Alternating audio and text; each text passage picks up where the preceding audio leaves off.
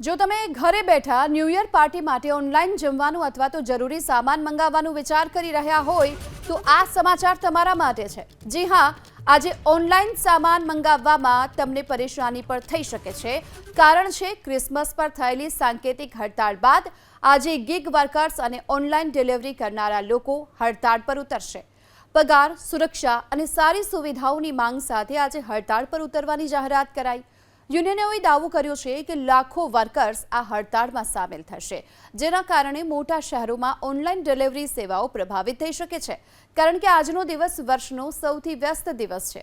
Gig વર્કર્સનો દાવો છે કે 10 થી 20 મિનિટમાં ડિલિવરી મોડેલના કારણે કર્મચારીઓ પર દબાણ વધે છે, જેના કારણે રોડ એક્સિડન્ટનું જોખમ વધે છે।